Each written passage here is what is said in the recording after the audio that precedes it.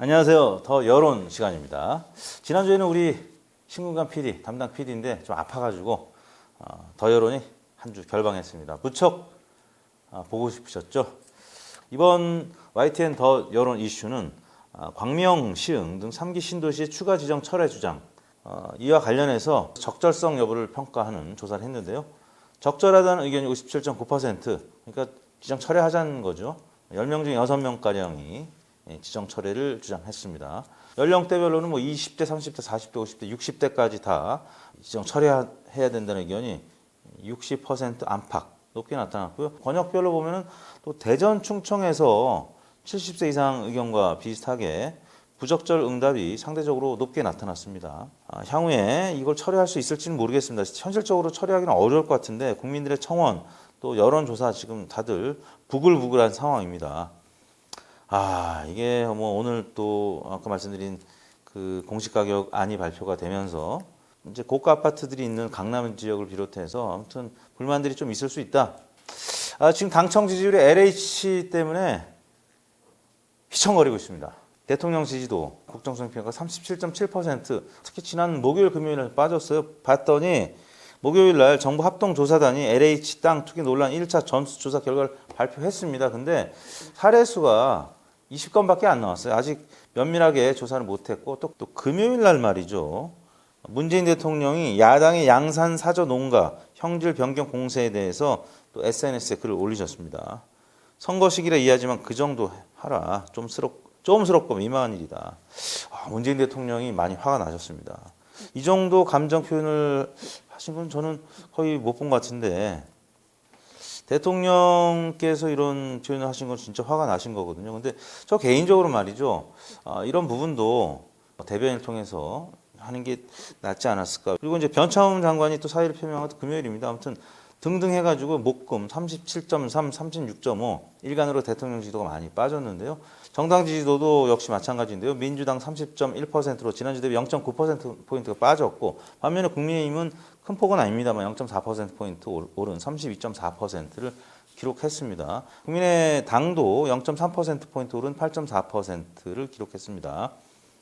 오늘 포털에서 여기저기 서울시장 선거 여론조사 또 대권 조사들이 막 발표가 됐습니다.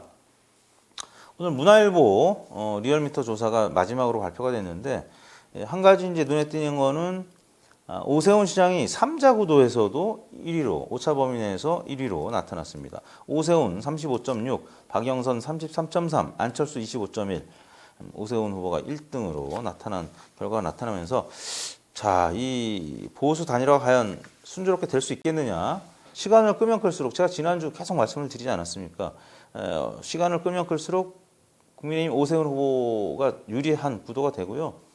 뒤로 가면 뒤로 갈수록 안철수 후보가 불리한 상황이 됩니다. 지난 2018년 6월 지방선거도 6월 달에 선거 결과는 김문수 23, 안철수 20으로 끝났는데 사실 4월 달만 해도 두 달 전만 해도 안철수 후보가 김문수 후보를 앞서고 있었어요. 근데 리얼미터는 이미 5월 달부터 김문수 후보가 이기는 걸로 나왔죠. 리얼미터는 정치에 관심이 있는 분들, 투표할 분들이 많이 응답을 합니다. 그러다 보니까 선거 결과에 더 가깝고요. 그래서 지금 이대로 선거가 치러진다면 3자 구도로 치러진다면 오세훈 후보가 사실 좀 박영선 후보와 박빙이거나 앞설 가능성도 있습니다.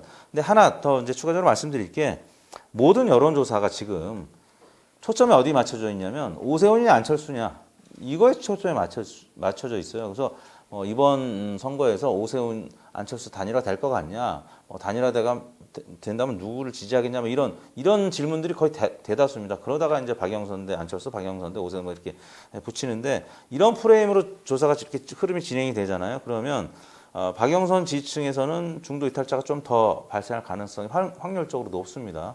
그러다 보니까 안철수, 오세훈 지지율이 양자구도 때 50%를 넘는 수준으로 나타나고 있는데 이 부분은 이런 전체적인 프레임 때문에 그런 게 첫 번째 이유고요. 두 번째 이유는 정당명을 지금 단일화 후보로만 설명을 하지 보기에 정당명을 안 넣는 분위기가 지금 팽배해지고 있습니다. 왜냐하면은 국민의당 안철수, 국민의힘 오세훈 이렇게 넣으면은 사실 실제 지지율은 조금 빠집니다. 왜냐하면 국민의힘 오세훈이라고 불러주면 국민의당 지지층에서 한 뭐 3, 40%또 이탈하고요. 마찬가지로 또 국민의당 안철수라고 하면 국민의힘 지지층에서 또 한 30% 이탈하는 이런 분위기가 나타나고 있기 때문에 실제는 팽팽할 것이다. 그래서 실제 싸움은 지금 제가 볼 때는 48대 50 싸움입니다.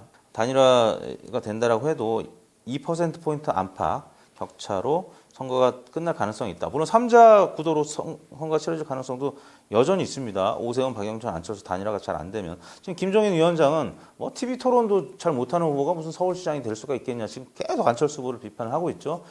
제가 전에도 오세훈 후보하고 안철수의 대결은요. 오세훈 대 안철수가 아니라 오세훈 플러스 김종인 대 안철수의 싸움이에요. 2대1 싸움을 하고 있기 때문에 참 쉽지가 않아요.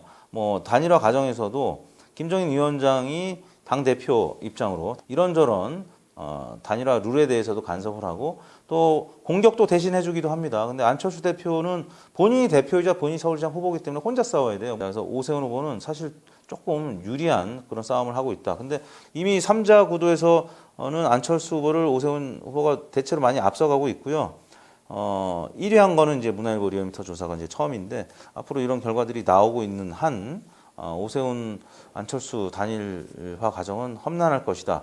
18일, 19일 후보 등록 전에도 과연 될 수가 있겠느냐. 투표용지가 한 28일, 29일 날 지금 인쇄가 될 것으로 예상이 되는데 그때까지도 갈 수가 있습니다. 박영선 후보 입장에서는 지금 약간 초조해할 수 있습니다. 근데 박영선 후보가 지금 양자구도에서 30%대 나오는데 제가 이제 전에도 말씀드렸지만 박영선 후보는 47% 안팎 득표할 겁니다. 왜냐하면 정해져 있어요. 이 진보 진영은 최근 들어서 아무리 득표를 못해도 46% 득표를 했고요. 대체로 46에서 많게는 50% 이상 득표를 했기 때문에 제가 볼 때는 박영선은 상수로 한 47, 8% 득표할 것이다. 나머지를 누가 가져가느냐 이 싸움인데요. 팽팽한 싸움이 될 것이다. 이게 오늘의 결론이고요.